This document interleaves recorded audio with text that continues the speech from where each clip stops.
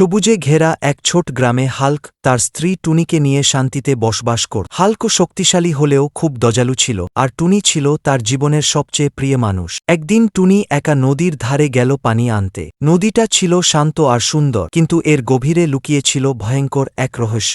কুমির রাজা জাদু করে টুনিকে ধরে ফেলল। আলোকোজ্জ্বল জাদু শিখলে টুনিকে বেঁধে সে তাকে টেনে নিয়ে গেল পানির নিচে। রাজ্যে গ্রামে ফিরে খবর পেয়ে হাল্কের আগে মাটি কেঁপে উঠল। তার চোখ জ্বলছিল আগুনের মতো, আর চারপাশে মাটি ফেটে যেতে লাগল। এক মুহূর্ত দেরি না করে হাল্ক পুরো শক্তি দিয়ে নদীতে ঝাঁপ দিল টুনিকে বাঁচানোর জন্য। পানির নিচে হাল্ক দেখল এক বিশাল অন্ধকার রাজ্য, পাথরের দুর্গ, আলো জ্বলা প্রবাল, আর চারদিকে কুমির সৈন্যদের পাহারা। হাজার হাজার কুমির সৈন্য একসাথে হাল্কের ওপর ঝাঁপিয়ে পড়ল। হাল্ক একের পর এক শক্তিশালী ঘুষিতে সব কুমির সৈন্যকে ছিটকে ফেলতে লাগল। শেষে কুমির রাজা নিজে সামনে এলো। পানির নিচে শুরু হলো ভয়ঙ্কর যুদ্ধ। হাল্ক তার সমস্ত শক্তি দিয়ে এক প্রচণ্ড আঘাত করল। কুমির রাজার জাদু ভেঙে গেল। টুনির শরীর থেকে জাদুর শিকল খুলে গেল, আর সে আবার মুক্ত হলো। হাল্ক টুনিকে বুকে জড়িয়ে ধরল। পানির নিচে আলো ছড়িয়ে পড়ল ভালোবাসা আর বিজয়ের আলো। হাল্ক ও টুনি নিরাপদে গ্রামে ফিরে এলো। সেই দিন থেকে আর কখনো কুমির রাজ্য গ্রামের দিকে তাকানোর সাহস পায়নি।